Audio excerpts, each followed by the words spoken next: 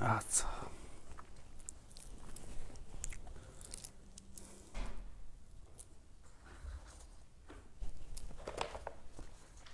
Where is?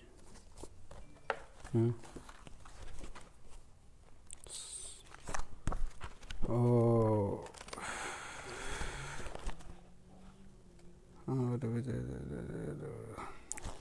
Which verse? We on this one. Fourth. We finished the 4. We finished number 4. Oh, more wonderful way to be praised of having taught that this divine origination. Oh, we finished 4 already? On this book, I see. On this book is verse 3. On this book is verse 3. I think on here is verse 3. Finished. Yeah. This book, right. So I am referring to this book is because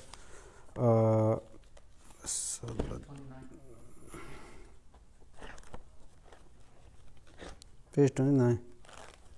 Yeah. This book, verse 3, we finished last week. Verse 1, 2, 3, we finish, right? Yeah.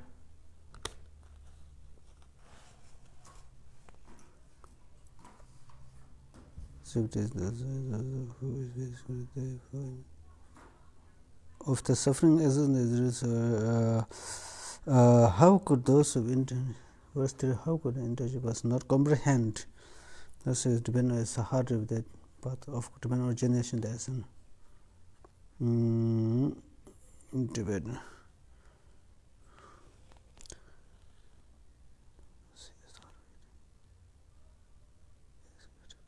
Of you, therefore, then in praise of then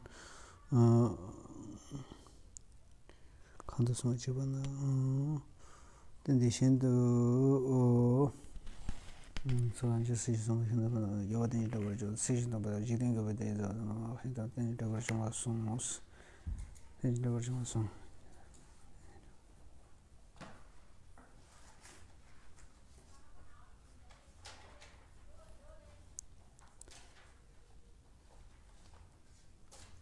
Verse you said that being so you so a more wonderful praise. Yeah, this one 4, right? Yeah, for number 4 we already did last week, right? That's the end of the verse 3. Right. So therefore I refer to I tried to refer last time with this translation, right? Because here how could those of intelligence not see divine arising as the heart of your doctrine? Where is greater praise of you, therefore, than in praise of divine origination? So it looked like one verse still missing. What kind of what verse still missing is a more wonderful way to praise you. This one, right? So therefore, I refer here. Yeah, that's verse 4. Huh? Verse 4 is on this one. Yeah, this verse 4 is here, right? Yeah. But here, not here, right? I think it's in there, but it's in the second half of the sentence. What is the greater praise of you, therefore, than you praise of dependent arising? On this book. No, this we have then to praise you. It's already here, right? But more wonderful. This is missing. I see. Oh, wonderful. This one. Yeah, so I check. Yeah.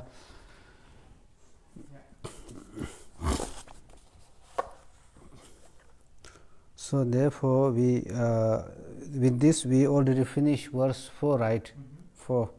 Now we go to verse 5, right? Yeah. Verse 5. So verse 5 is it is saying who whatsoever, right? Whatsoever depends on conditions, that is devoid of intrinsic existence. What excellent instruction can there be more amazing than this proclamation, right? So now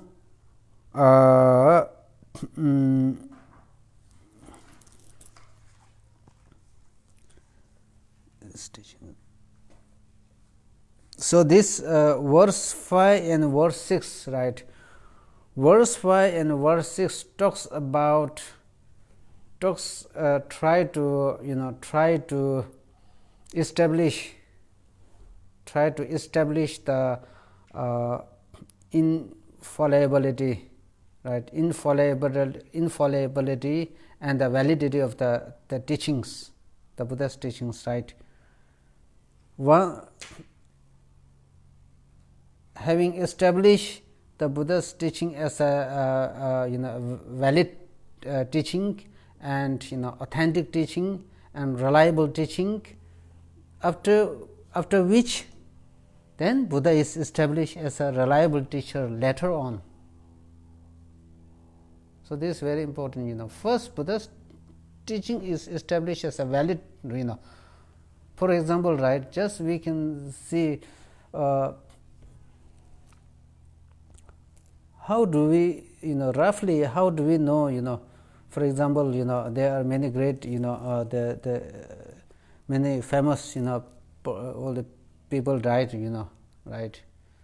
How do we know the personality of that person is mainly going through the going through the writings, right.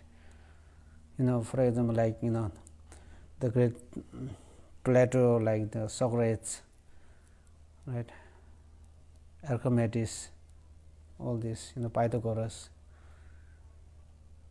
So we know the personality, although not just a detailed personality, but roughly through the writing we can roughly assume the kind of personality they are, right, by only through seeing the writing, right, because we haven't come into contact with this person, right.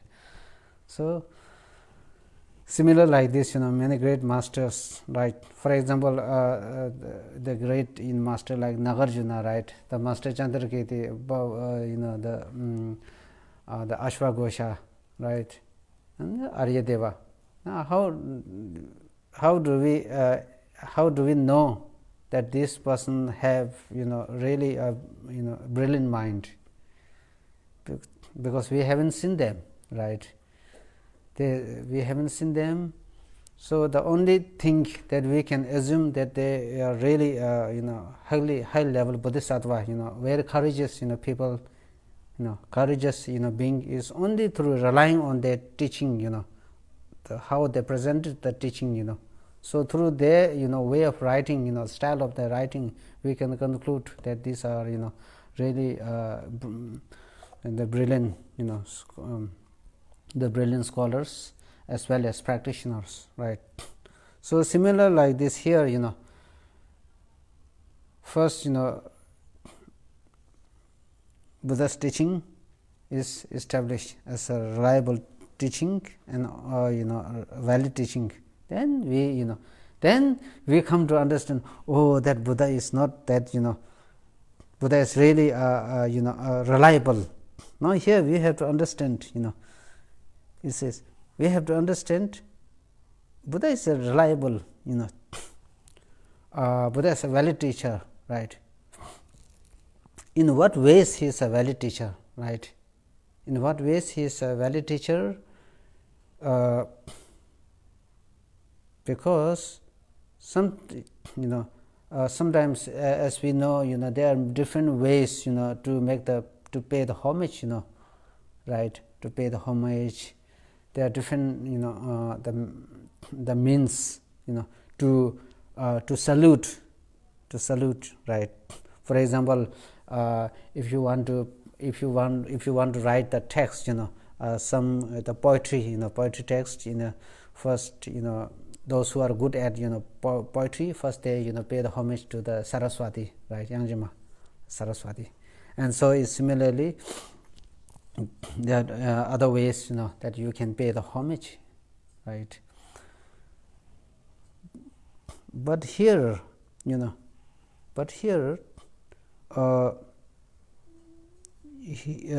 the teaching is being praised, right. The teaching is being praised, although there are different kinds of teaching.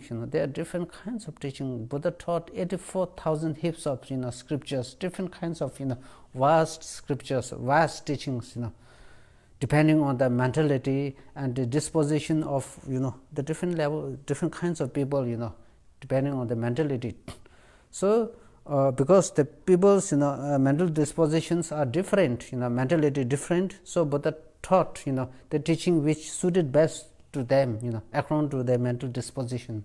So, here, but all this teaching Buddha taught is just meant just for the purpose of for the purpose of finding the lasting happiness, seeking the lasting happiness. So, this is Buddha's final purpose, a long lasting purpose, Buddha's intention. So, therefore,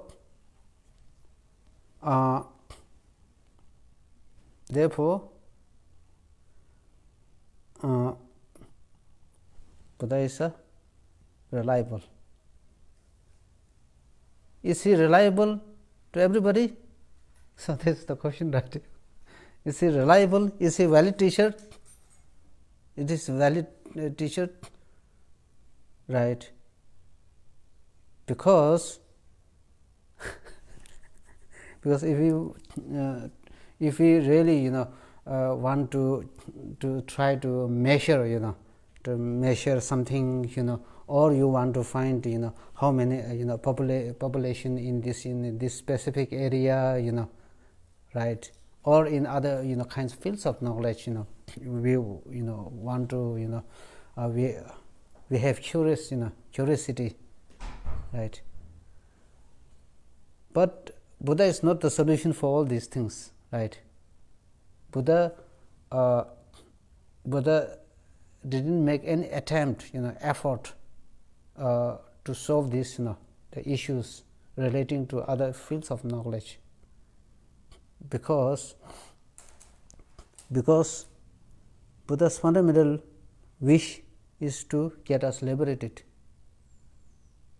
So, therefore, Buddha is a valid teacher for those who are seeking the true cessation, those who wish to make an end to the suffering for oneself as well as to the other, the suffering of other, the misery of other. So, therefore, we say Buddha is a protector, Buddha is the savior, Buddha is a reliable teacher, in a sense that because he showed us the method, he showed us the path which really led to the lasting happiness, which really led to the eternal bliss, blissful experience, blissful state. Buddha showed all the path, the path.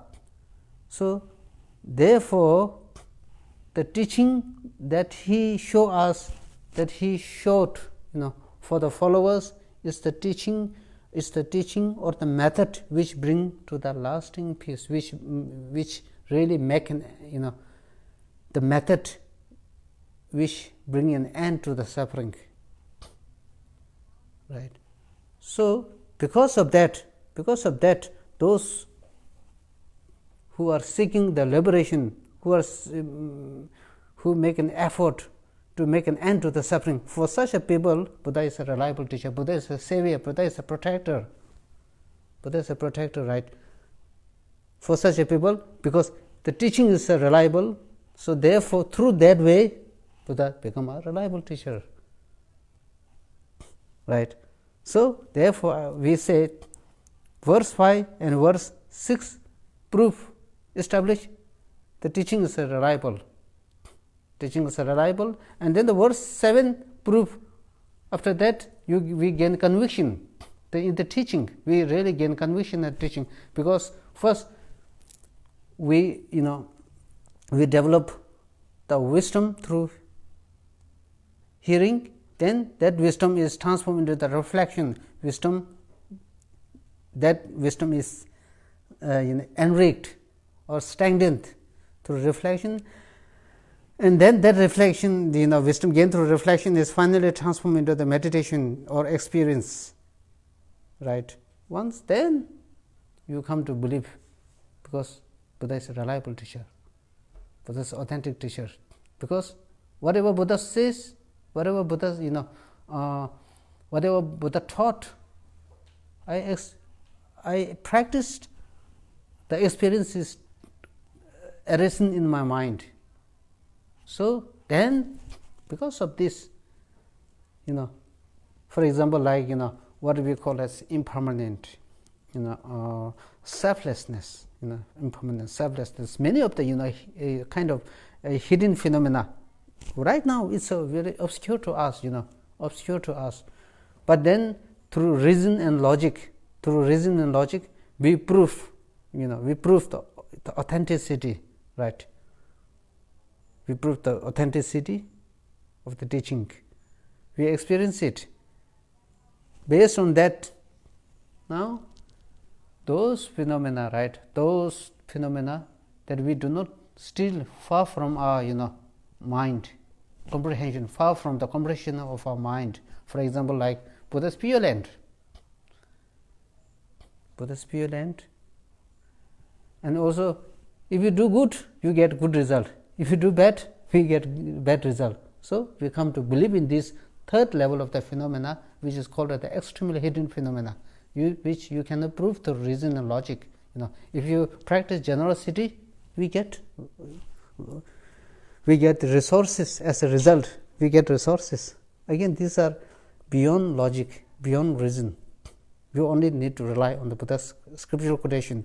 But believing in this, the third, believing in such, the teaching comes only through the apprehension of the second level of the phenomena, which is, for example, like emptiness, impermanent, the nature of the suffering, the altruistic mind. Because this is something that we really cultivated. If we make an effort, these are to be that we can cultivate. The matter is, how far we can make an effort. So like this. Anyway, so let me explain. Whatsoever depends on conditions, that is devoid of intrinsic existence. What excellent instruction can there be? What excellent instruction? More amazing than this proclamation. This is, there is no kind of the teaching, because this teaching alone is the really wonderful, right? Really wonderful and amazing, teaching. Because why it is so amazing? This teaching is so amazing, right? This teaching is very amazing, right? Because what is our ultimate purpose, right? What is our ultimate purpose? For example, for our temporary purpose, for our temporary purpose is to get joy, right? Happiness. Ultimate purpose is complete enlightenment, complete Buddhahood, right? So, for example, just take an example, right? Right now, whatever we do, right from waking up early in the morning until we go to bed, whatever we do, we are doing all this physically, verbally, mentally. We do something right, or we go to walk and here to all the activity that we do is just for the simple reason that we want happiness. We are doing all this to gain happiness, to seek happiness, right? To seek mental happiness, physical happiness, pleasurable experiences, right? Pleasurable experiences. So therefore, there are many, there are many methods, there are many methods and the causes which can bring you to the happiness, right? Bring you to the happiness. But the most powerful method, one of them, of all the different kinds of the causes, there are different kinds of causes which can bring to the ultimate, which can really give the pleasurable experiences, the joy and happiness. Of all these many causes, there is only one supreme cause, right? Supreme cause. That supreme cause is what? Dependent origination. Right? Understanding of the dependent arising, understanding of the dependent origination. Right? But so far we are not yet able to appreciate this. So far we are not yet able to appreciate this, the understanding, the understanding of the dependent arising, which although is remain as the supreme, the method for giving a lasting peace, what we call as lasting joy, right? So from that perspective, if our effort, if our if our mission, if our goal is to achieve happiness, then that is that cause which lead to the lasting happiness is none other than dependent arising. So that alone is so amazing. That teaching which you taught is really the method which bring an end to the suffering, because right, once we bring an end to the suffering, it's not some feel, oh, it's boring, what happened if they there is no more suffering. Right? But still, although we achieve the lasting peace, eternal peace, that alone is the really a true embodiment of all the joy and happiness, the true embodiment of all the blisses, the state of bliss, right? So Buddha is really very skillful in presenting, this the sole method, the sole medicine which can bring lasting happiness and lasting joy by showing the method, to how we can eliminate, right, how we can overcome the cause which give rise to suffering. Right. So this is what is saying.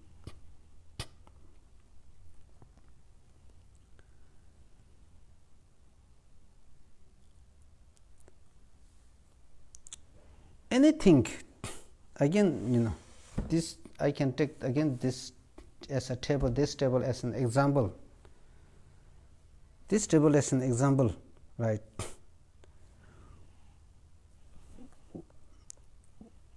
This first take this table as an example, right? This table is dependent on conditions, right? It's very clear. This table is dependent on conditions. It is dependent on many factors and conditions, right? This here, this table, and so the size and the shape and the all this. There are many things which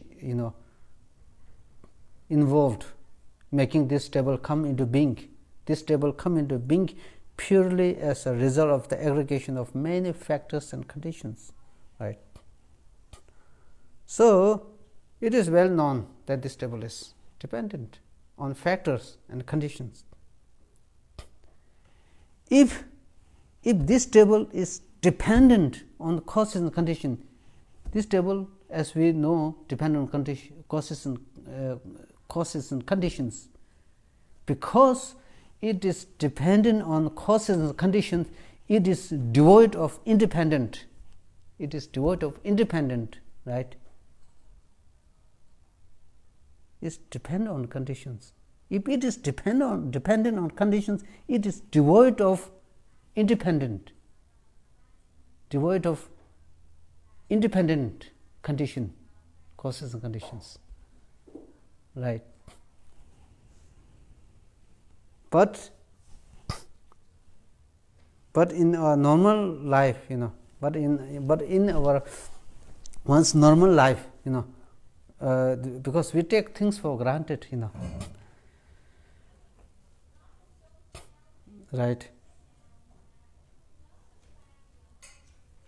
Now this table, right now this table is a wooden table, right? This table is a wooden table. I think there's no way that we can have any sense of the kind of the wanting, right, or in sense of any kind of attachment or the craving. However, if this table is made in so beautifully, right? So, for example, you use the very precious the stones, the gold, the turquoise. There are many turquoise, the ruby, the diamond, all these precious elephants, making very beautiful table. There is a danger, right? So we can develop. Oh, I need to have this table, right? So when we see this table, this particular table, right? What how it appears? How it appears, this table? We appeared, this table is appeared as something very solid, very solid, right? Something very independent, independent. We at that point, whatever appears this table appear to your mind. What appeared to your mind, or what the table that appeared to mind, we never thought causation this table comes from causation conditions. We never thought. We never have any idea. Only something solid table. There's something that you can hold on. Something that you can hold on, right? That you are not ready to give, right? So this table now, when we talk about selflessness or emptiness, so this alone understanding of which helps you to develop the understanding of emptiness, right? So something appeared as very solid at that point. We never thought this table is mental designation. We don't get any idea what at that time, at that point, right? For example, just see when you are going to forest, all of a sudden, when you all of a sudden a tiger came, the tiger came out of. Can you remember impermanent? Right? Not easy, right? Similarly here, so this we need to try to understand the the teaching on the selflessness and emptiness through this the experience. So at that point, this table, very beautiful table, very beautiful table, very desirable table, and then we try to exaggerate, that this table very nice, the turquoise also very nice, the turquoise, the diamond also, from this company. There are a lot of exaggeration involved, like this. So, right. So this table, as it appears to your mind, as it appears to our mind, in reality, does this table exist? No. Right? No, the table is such table. What appears to so solid, so independent table, in reality, does it exist? No. Right? How do we know this such table does not exist? How do we know? If such table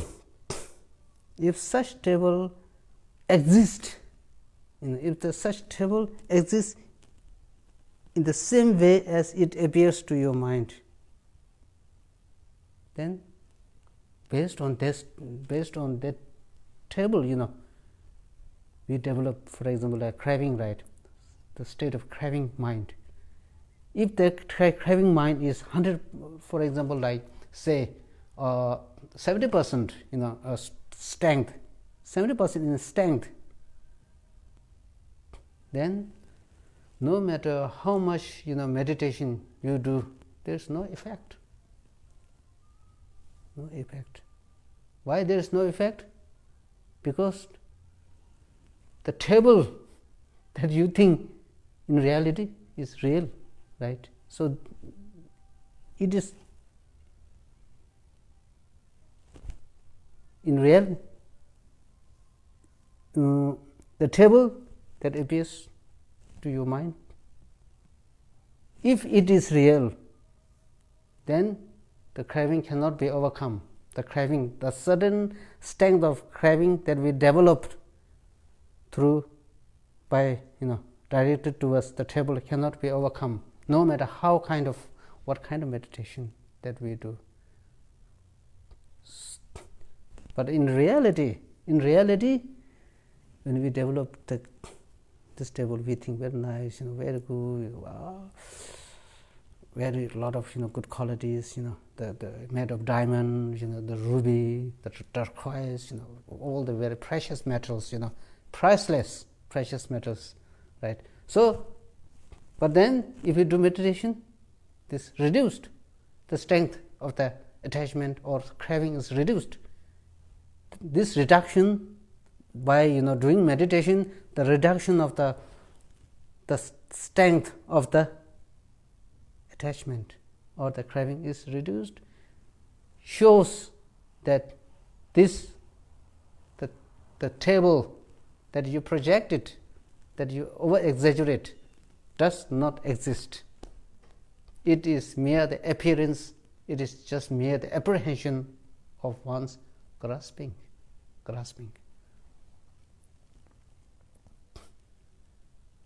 Right?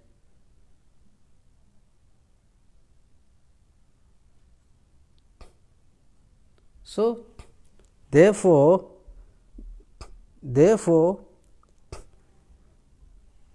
this table, if it is dependent on many causes and conditions, right? This table itself, there are many bases of designation of this table, right? Many bases of the designation of this table. The color of this table, the size of this table, and then there are different parts, the parts. All this, the basis of the designation, this table comes from where? Comes from causes and conditions. If it comes from causes and conditions, if this table comes from the causes and conditions, then in our mind, this table is appeared as independent, right? In what ways it appears as independent? Is this table is appeared as something solid from its own side. When we say this table is appeared from its own side, now what kind of side? In what ways? Right? Now this table is appeared as independent from its own basis of designation, right? Because this table all come together, many causes and conditions, put them together, and then on this table, on this designation, basis of designation, right? Many factors and conditions come together. On this we call this table. From that moment onwards, the basis of this table, right? For example, we say this is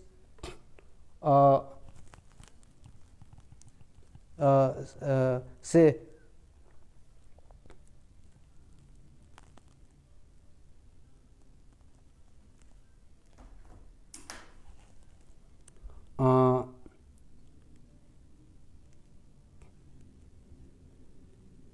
stage table, right?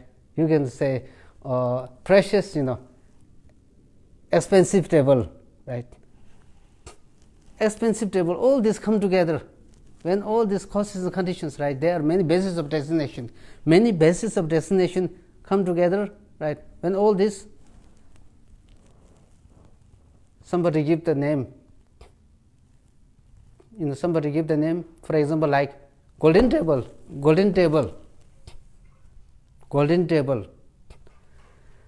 The moment, from that moment onward, the basis of the basis of the designation of this table, right? The basis of the designation,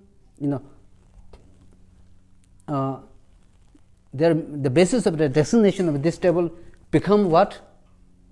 The basis of the designation of this table become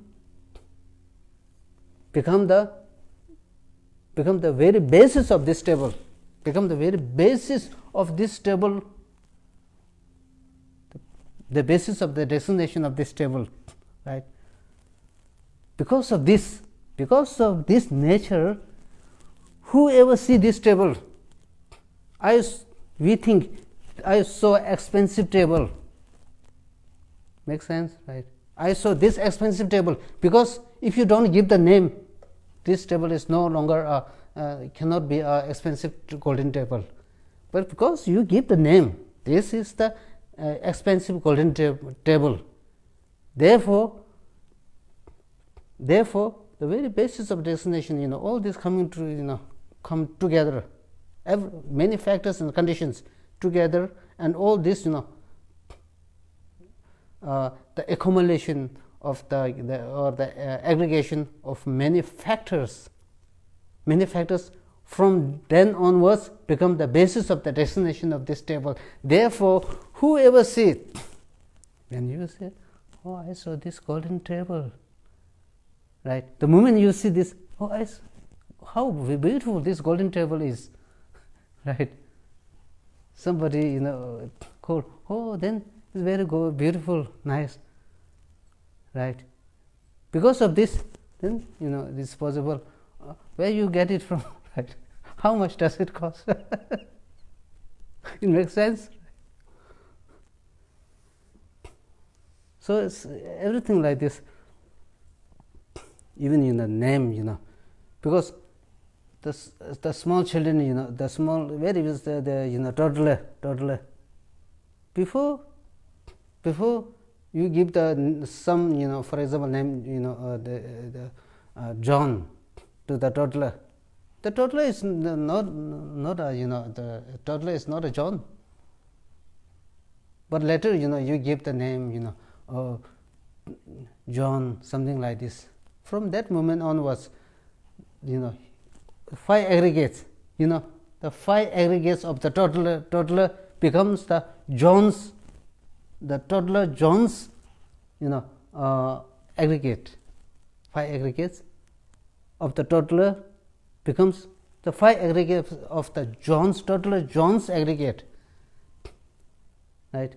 Then, for example, the maybe 10 or the toddler gets, for example, like 10 years age, and then somebody goes, oh, John, the toddler sing, right? Who is calling me? Because the name is already given,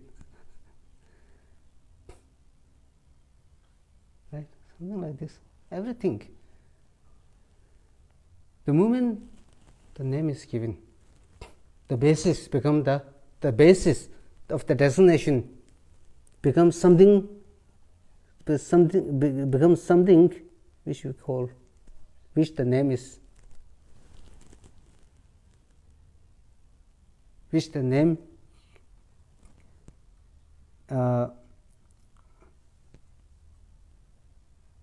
which the concept become the concept, the name become the name, right? If things, this table, is something, really, exists as independent, then no need, causes and conditions. Why you need? Right? If something, the solid things appear as something very solid, we believe in a solid. If this solid does exist, then why need? This cup, when this cup appears in my mind, this cup appears as so solid, independent. If this cup, what it appears as solid, it just exists in my mind, right? Then why this table comes into being as a cause being? Because of the causes and conditions. So in any way, this things clearly shows there is not independent. There is no, there is not a single thing which can be findable, right?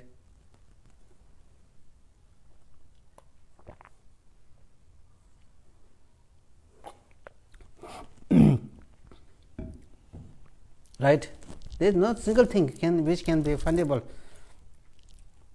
Sometimes you check by yourself, I don't have to say, right? Anything findable, right? Finally, we may come to, if you try to, your body, you try to, find nothing come. Then we can say cell, cell also does not exist. Cell also, if you try to find, cannot be found. Then we come to maybe something like whatever DNA, whatever genes, also they cannot come. When we talk about the matter finally, we can talk about the atoms, all these molecules, the electronics, all the electrons, all these things cannot be found. Finally, now the smallest quark, right? Quark cannot be found.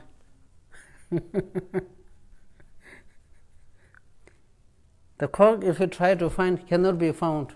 Then, if the quark does not exist, after we search the quark, if it does not exist, then material world does not exist. Then what? Then we deny the existence of the experience or material world, right?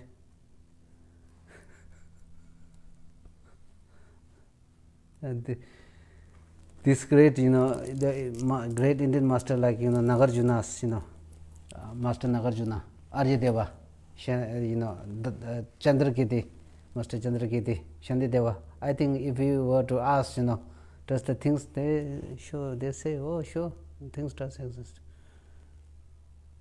But then if we ask, if we try to search the things, search the essence, then they also say, conclude, things cannot be found. Things cannot be found when searched. Then if you further ask, then thing does not exist. But they won't say things does not exist, right? They say thing does exist. So there is no other option than to mere designation, conceptual labeling. Otherwise, if we insist, oh, things does not exist, things, because if you try to search, things does not exist. So if we were to make sense that things does, existence, unfindability of the things means the non-existence of the thing. If we try to say like this, people, we would better, then we would fall into the extreme of nihilism, total nihilism, right? Then then there is a danger of depreciating the non-existence of the law of cause and effect. Like there is an Indian philosophy, Indian one school of thought, Charvakaya. We call Charvakaya, right? Hedonist, because they say if thing exists, it exists to the sensorial perception. Beyond that, nothing exists. This is a very gross, right? Gross, reason. If thing exists, next life, no. Past life, no. Because these things are not perceivable to your sensory perceptions. So they deny flatly. If things exist, it should be perceivable to your sensory perceptions. So something like this. Yeah. Anyway, yeah, we something like this. So that is devoid of intrinsic existence. What excellent instruction can there be more amazing than this proclamation? So these things, just for few, explanation, not enough. Few explanation, just not that enough. we cannot expect to to make transformation just going through the few explanation, as some master they put in just people expecting a lot by doing a few hours of meditation. Even 1 month of meditation.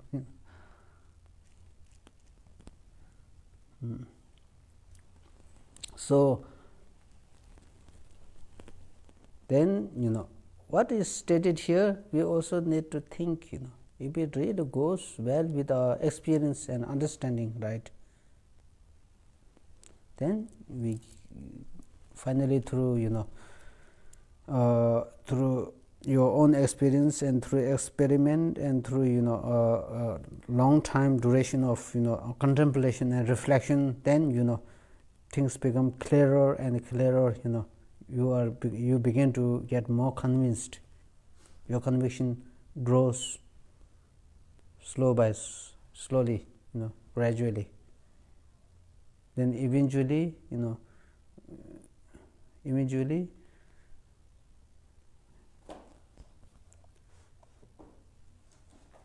we develop then finally unshakable, irreversible conviction in this presentation, explanation. So then verse 6,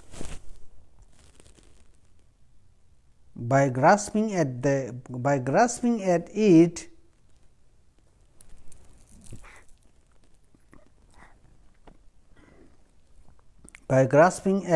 the childish strengthen bondage to extreme views. For the wise, this very fact is the doorway to cut free from the net of elaborations. Right.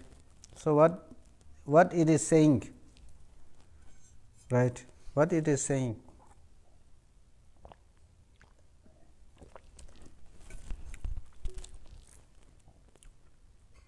What it is saying is,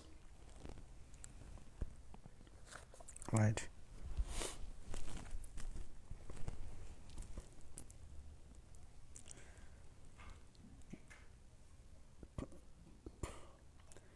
things are dependent origination, things are again dependent arising.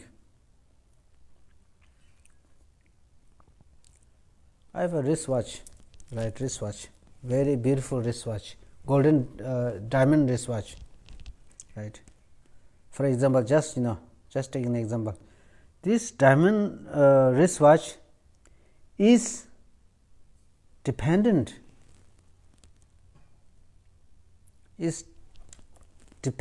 upon causes and conditions. The watch, the diamond watch, which is dependent upon the causes and conditions,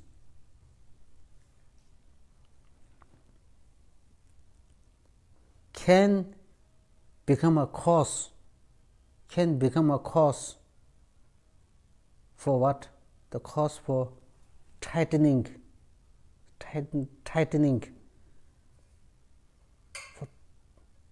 for tightening the grasping, right, for tightening the grasping, because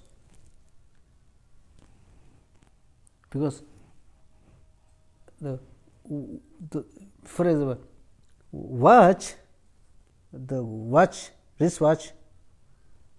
wristwatch, because of dependent origination, because it is dependent on causes and conditions, because of just causes and conditions, for the childish, childish means what is called as materialistic, how to say,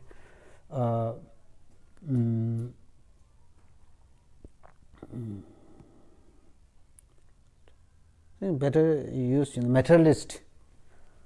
Those materialists, their grasping is strengthened. The grasping is strengthened by what? By believing in the things, by believing in the causal dependent origination. Causal dependent origination. The same causal dependent origination for the wise one can act as a cause for cutting off the grasping. So this is what is meant. Now how? But how?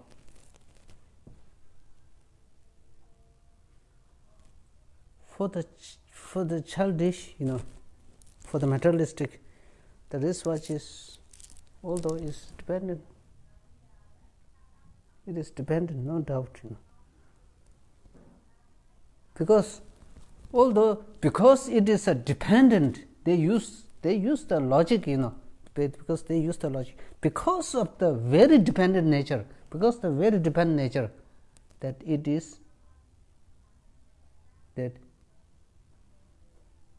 it is true existence. It is, when I say true existence, they believe, because for example I can take the golden watch, because it is a dependent arising, because it is a causal or dependent origination, it depends on many causes and conditions, because of that nature, dependent nature, that golden watch is true existent, it is findable. It is findable, right? The main reason is that if the golden watch, after when you search, if it after search, it can be found. If you have to assert, posit that it is unfindable, then you have really, how to say, destroy the functionality, destroy the karmic law, the law of cause and effect, karmic law, right? Buddha say things does exist, so you are going against that. So therefore they believe if things exist, there are two ways that the things can exist. There are two ways things does exist. One is things exist in a true existent way or devoid of true existent way. If you believe in the devoid of the true existence way, right? If you believe in the empty of inherent existence, I am talking about the materialistic, those materialistic. If you believe in the empty of the true existence, that is, if you believe in the unfindability of the things, you are falling into the nihilism, extreme of nihilism. Then at that, this is the point you are depreciating the Buddha's law of causation. So there is no other option. They say they do believe. So therefore, things are true existence. Things are in the final analysis. Things can be found. Things are findable. Right? For example, like person. Where am I? If you try to, or other than the Prasangika Madhyamika, other than the consequentialist Madhyamika, all the schools other than the consequentialist Madhyamika, even the autonomous Madhyamika, the person, they say the person can be found, person can be found, right? Although they don't say your physical body is you, don't say. We don't say our physical body is you, because if your physical body is you, then what's the problem? What would be the problem? Is when you get cremated, when we die, we get cremated. If we get cremated, then who is going to the next life? Nobody, because you are already cremated. Right? Your body cremated, that means you are also cremated. Then who is going to the next life? There must be somebody who experienced the suffering, who experienced the joy and happiness. So there must be somebody, self, self. So the feeling, no. Then composition. Now finally, it is the last, the mental consciousness. They believe, oh, now mental consciousness. Mental consciousness is something unique. So mental consciousness is what comes when you come from the past life. Mental consciousness is also with you. It also comes from the past life. When you go to the next life, it is your mental consciousness on which the self is designated. Self is designated on this mental consciousness. So this goes on into the future life, next life. This is the one which is the savior, which is the protector of oneself, the enemy of oneself. Right? Therefore, Buddha say there's no there's no other savior other than the one as a savior. There's no one's enemy, oneself as the enemy. Right? So like this. So it is finally self which goes on in the next life. So therefore, when we talk about the person, when we talk about the person can be found, all the schools other than the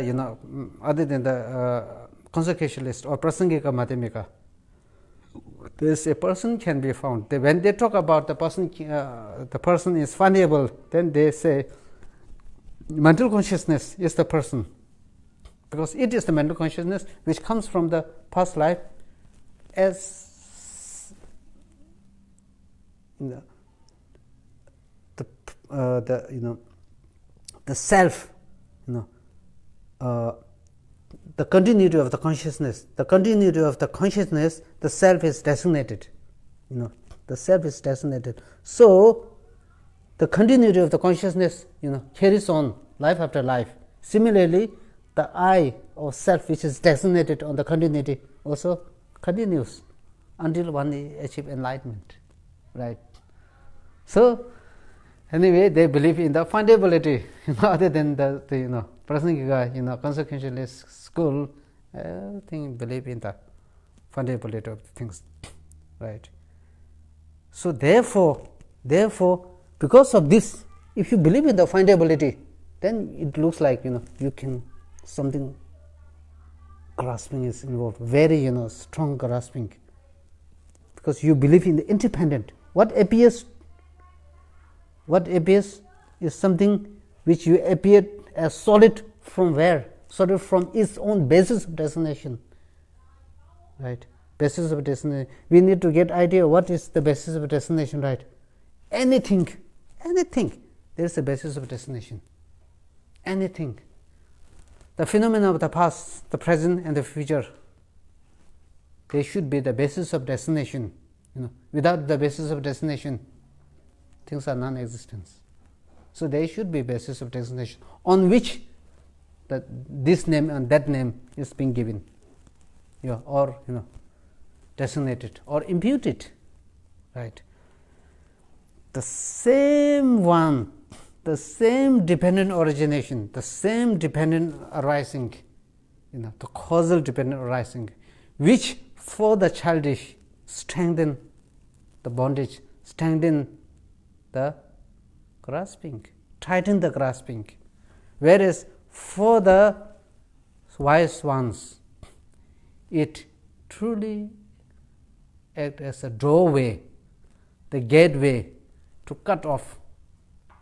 To cut off what? To cut off the grasping, the innate grasping as well as the imputed grasping. Right?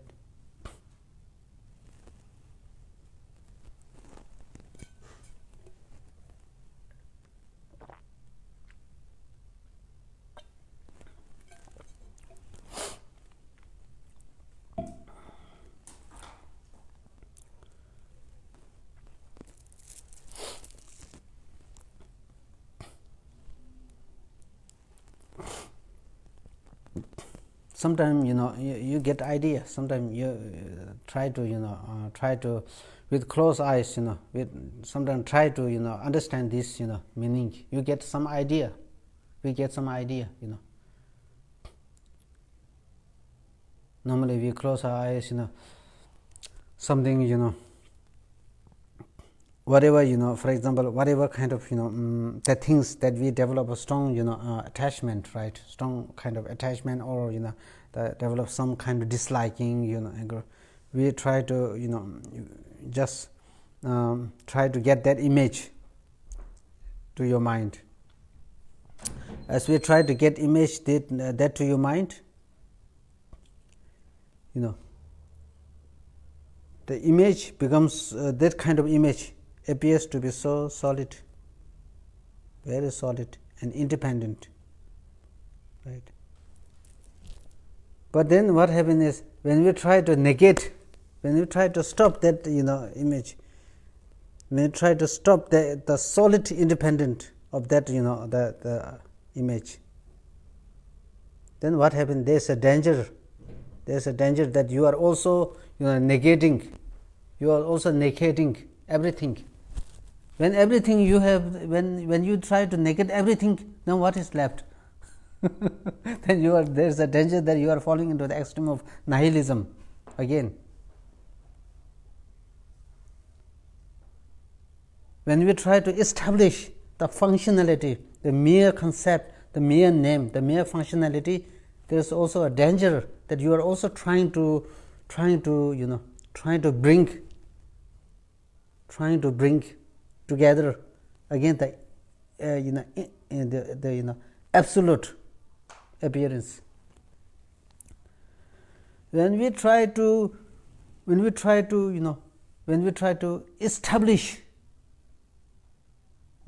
establish the mere functionality, you are also trying to establish the solid appearance.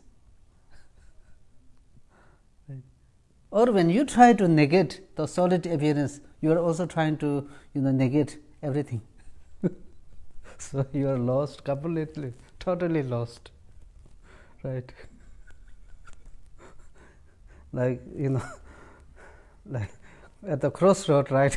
We are driving, and then you don't have sometimes GPS also get headache, where to go, where to lead this, and the crossroad totally. So similarly, like this, if you don't we need to try to make the understanding of the dependent arising in the very right context, very right.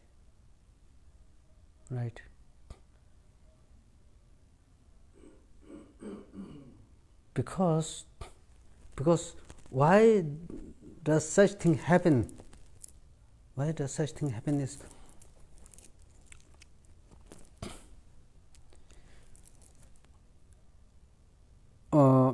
for the ordinary, mostly for the ordinary, right?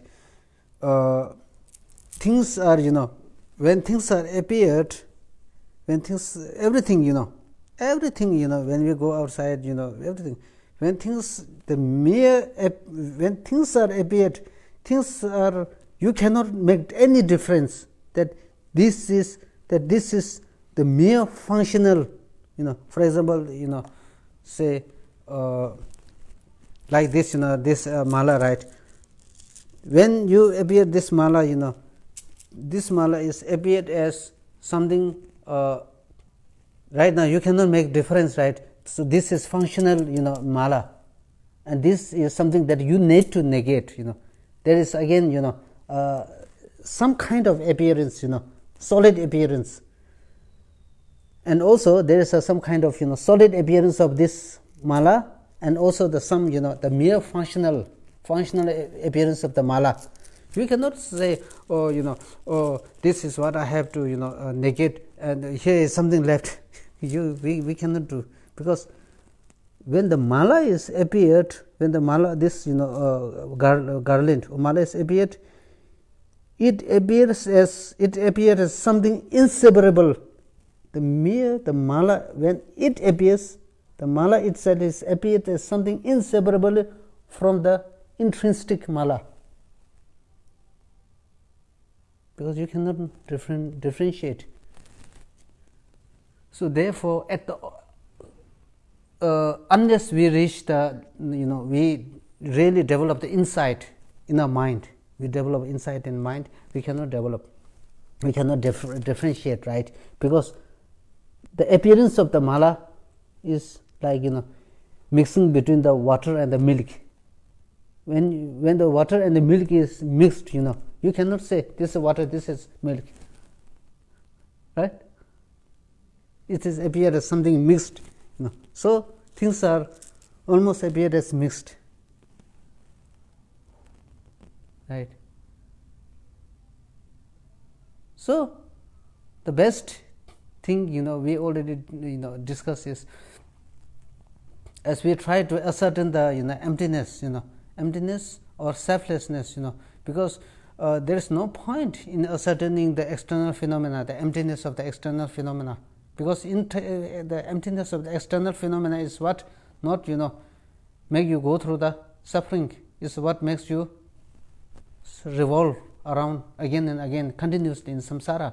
It is one's own something which makes us revolve around again and again in samsara. So we need to cut off this, right? If we were to cut off this, it has to be cut off from inside, not from external things.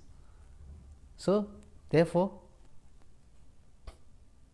what need to be cut is one's grasping, one's ignorance, right? So this is again very important thing to understand, as this kind of meditation is mainly presented in many of the many of the instruction text, right?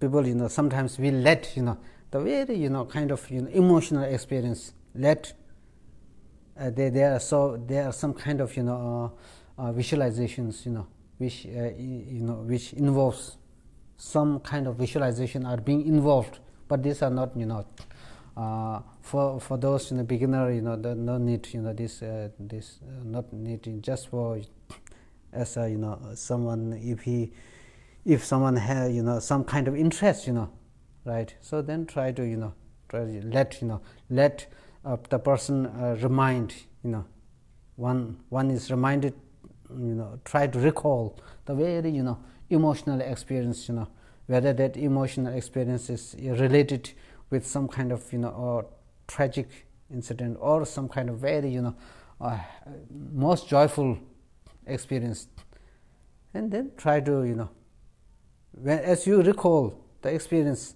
at that very moment, we get some kind of the reaction, we get some kind of reaction of the self, how the self is reacting, how the self is playing with you, right? How the self is just trying to arise, how the self is manifesting.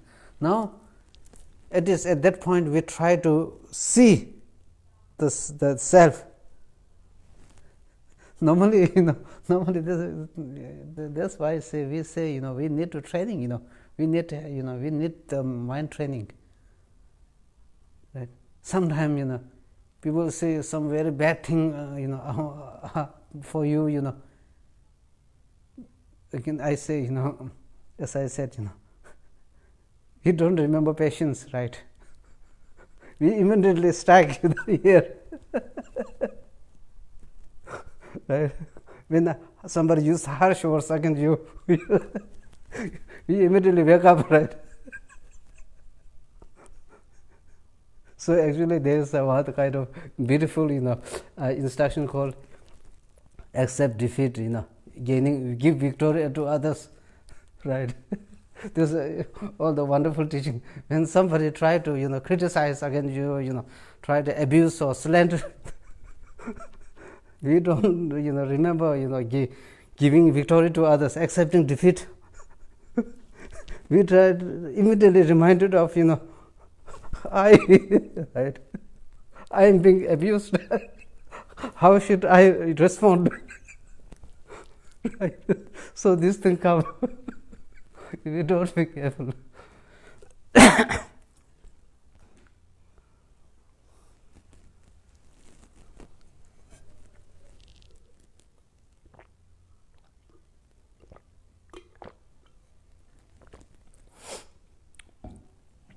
So then, when the eye rises, then try to look into the nature of the eye, how eye is trying to, appears.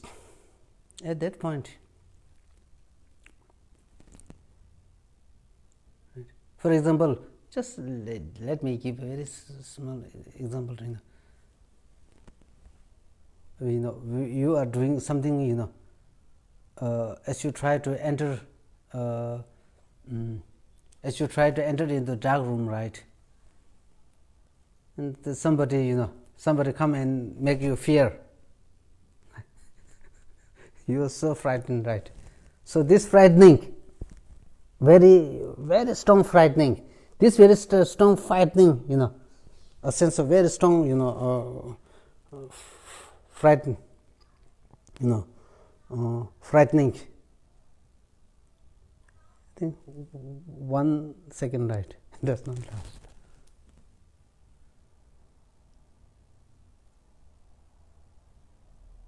I don't know if you have experience, for example, if we just close our eyes, for example, sometimes we can, do this kind of, analyzing, when we try to recall somebody who is trying to, blame you, trying to accuse you, trying to,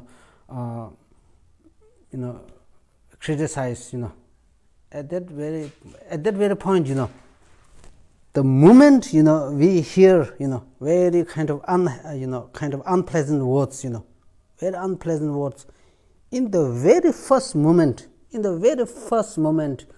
we develop real some kind of unhappy experience. That unhappy experience cannot last just for 1 second or 2 seconds, very short period, right? So this is what we try to identify. once you identify this, emptiness is just right here. Emptiness is just right in front of your experience, right?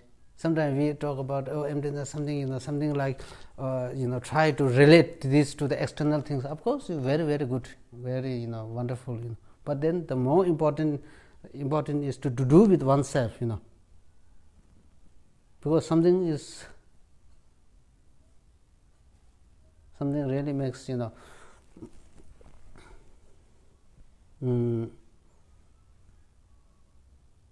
because everything is happening at the level of inside, not at the outside, right? So that experience, we are trying to ascertain, trying to recognize, trying to get the flavor of, right? Because of course, when we try to lead a very kind of very healthy life, I mean, I'm talking at the level of the mental health, right? So trying to lead a very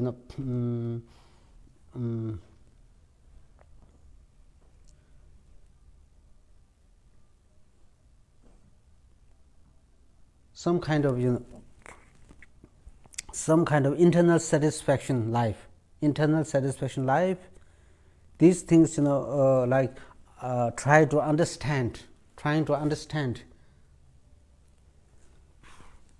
this dependent origination, dependent arising, how things are dependent upon each other, So these are very very helpful, right? Very helpful, really immensely helpful, right? But then those who are really trying to integrate in one's life, trying to do some kind of really living transformation, some kind of fresh or living, some kind of living experience. For that living experience to take place, this recognition, the identification of this, whether it be the emotional experience, is most important. is is indispensable, is most important, indispensable, because without which, without trying to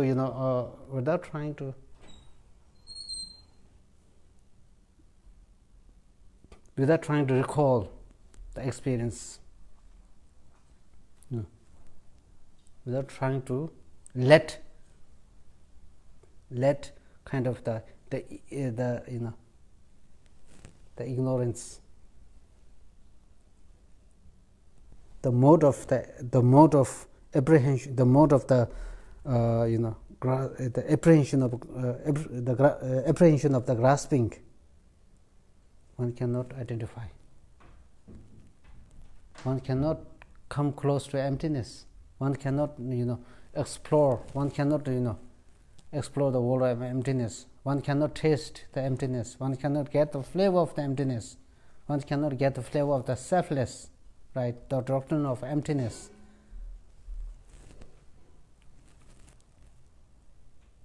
So, therefore, then what really happens is, once you are identified, how the the self or I appeared to your mind. When I talk about mind, it is the grasping itself, ignorance itself. You have to identify how the I appears, how the I, just as I appeared on your grasping, how this grasping trying to grasp at the I, right? So once you understood, once you get the experience of that, the appearance and the apprehension of the I and the appearance of the I, the only thing is, just because based on that experience, the solid independence, there is a solid independence of the I, right? Solid apprehension of the I. So just as it appears, we convinced that it does not exist, then sustain that experience, sustaining that just as it appears, it does not exist at all. It does not exist at all. If it just as it appears to your mind, if it exists, it goes again reason and it goes again the experienced. So therefore, you confirmed, you convinced that it does not exist even an inch at all, right? Then sooner or later,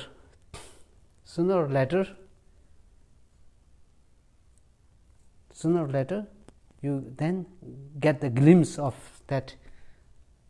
You get a glimpse of what is called as, just as things I appears, in reality things does not exist.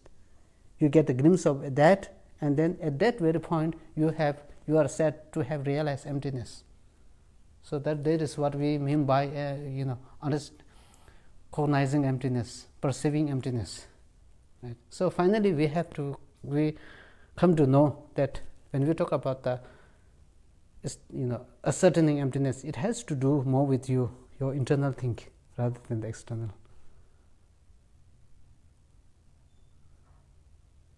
Then sustaining, right, this experience. First you cognize, you experience it. Then once you cognize that, you perceive that emptiness, the only thing later that one can do is now sustaining matters. The sustaining of it is mainly done in order to strengthen,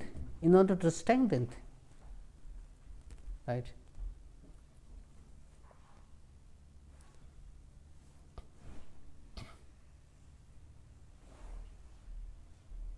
Right. So we already discussed in there different levels. First, through reason and logic, you get the wisdom, right? The wisdom of emptiness. Then now it is not enough. You say, oh, I got I cultivated wisdom. Now the second the second phase, the second stage that one need to do is now one need to make it stronger. One need to one need to enhance the strength of that wisdom. Because what happens when you enhance the strength is right. First, when the wisdom is cultivated, before you cultivated the wisdom, we have very what we have is we have a very strong clinging, right? Strong clinging that things does exist independently. This the doubt, this kind of very strong how to say clinging, grasping is dispelled. The independent appearance, the independent solid appearance, this is negated, completely negated, destroyed, right? But then later on, once the wisdom is cultivated, then the only thing is to improve, to enhance the strength. If you enhance the strength, what it does is, so long as it manifests within you, there is no way that imputed grasping arise. There is no way that you can, because two opposing mind cannot arise simultaneously, right, like this. So once the wisdom is cultivated, there is simply no room that other imputed grasping can arise at the same time. Then you need to, once you sustain it, then through the power of the other kind of meritorious deeds, right? Meritorious deeds like the love, the compassion, the altruistic these deeds. Then what happens is, then this wisdom then gradually destroy all the delusions, afflictions, right? And they sit. This is further strengthened through the tremendous amount of meritorious deeds, meritorious deeds like strengthening. Therefore, it is not the bodhisattva. They say, "Oh, I already cultivated, the bodhicitta. Now it's rest for me." They don't do like this. They still, in order to accumulate a tremendous amount of merit, they engage in different kinds of service, like, for example, like humanitarian service, social service. We don't know, right? We don't know where bodhisattva is, but we cannot say they don't do humanitarian service or social service. So all these are meant for what? And also in some cases they do meditation. So these are meant for accumulation of the merit. But for what purpose? To make the wisdom destroy not only the delusion, not only the seed, but from some of the most subtlest seed, the tendencies, right? What we call as imprints, subtle imprints. Then once you are done that, now then what is we call as Buddhahood is right there. So everything look like comes, really makes sense when we talk about the wisdom, the dependent arising, right?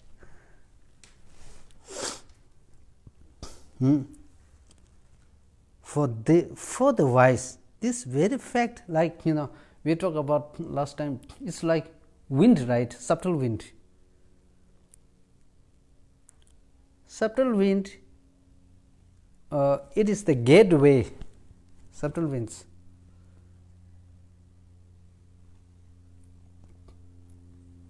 Those yogis who understand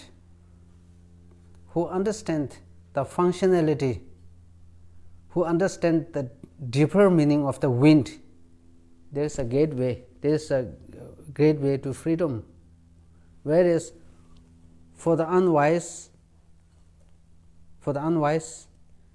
this is the gateway to samsara, right? Because So the only thing is the only thing that matter is how you make it, through skillfully you make it to the gateway to freedom. If we are unskillful, then we make it to the gateway to samsara, endless samsaric path. Like, for example, like suffering, right? For example, like tragic incident. For some, just some particular tragic incident, it can't serve as something which you can transform the adversaries into the advantages, transforming the misfortunes into the advantages, into the spiritual progression. If you are not that skillful, then we make it to invite more suffering. This tragic incident alone will make it to invite more endless suffering. So it depends on how we. So therefore, because of this, mind transformation makes sense. Mental transformation. We talk about mental transformation. We are talking about the mind transformation. All this makes sense because we are not able to transform the adversaries into the advantages. So these mind teachings, mental transformation, all talks about the method, skillfully teaching the method to transform into the goodness. Okay. So since this teaching is not you alone, we are not discussing this. This is the word interesting. So then number 7 and number 8.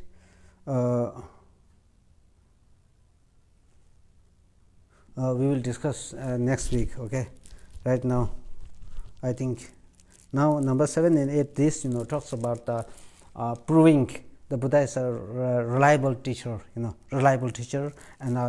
really a savior. A true savior for those who are seeking the liberation, those who are making each and every effort to bring an end to the suffering. Right.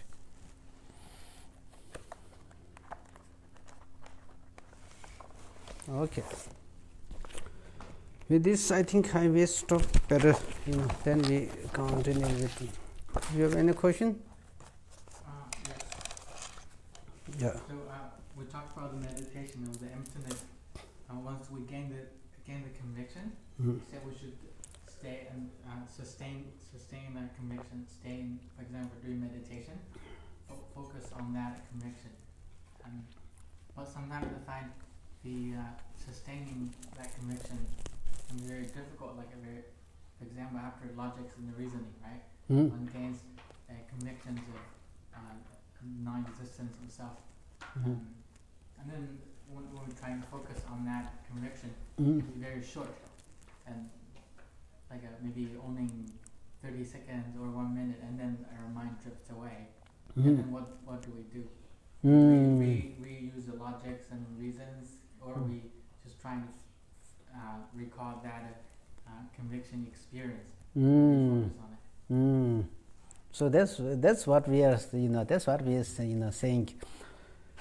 in the guide to the Bodhisattva's way of life. Because right now whatever we try to do, many positive actions that we try to do, we are not even for few seconds we are not able to maintain the experience or maintain. Because of what? Because the mind gets distracted. Because we haven't achieved the stability of our mind. So therefore, in the guide, Master Shantideva said, first you need to achieve the calm abiding. Then you achieve the special insight. So because of this, he taught having said that,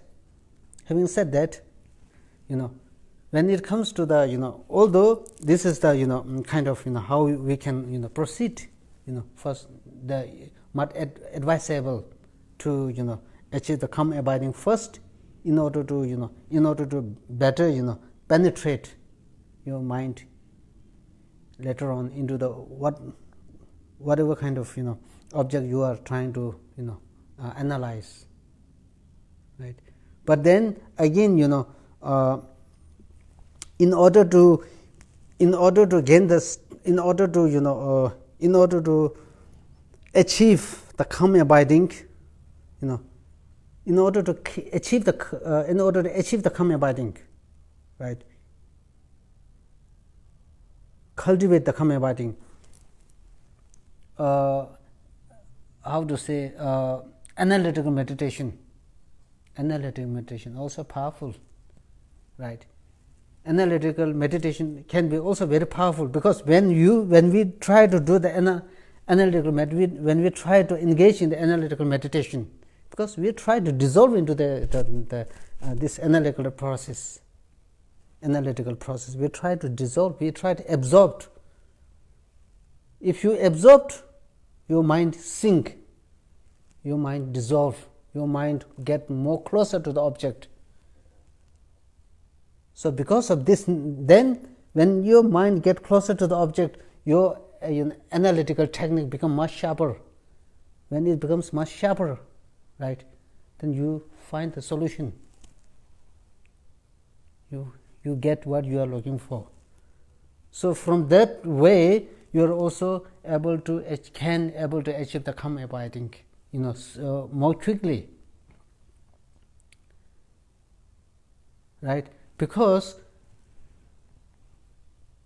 when we try to do the calm abiding meditation, right, sometimes when we have the mental thinking, you are encouraged to meditate on bodhicitta, right? Sometimes when you have mental excitation, you are encouraged to meditate on the suffering nature, the impermanent. Why? Because when we talk about the meditation, the suffering nature, when we talk about the meditation on the impermanent, when we talk about the meditation of the benefits of the altruistic mind, the love, the compassion, right, which involves the analytical meditation, So this analytical meditation definitely helps in reducing the mental thinking and mental excitation, right?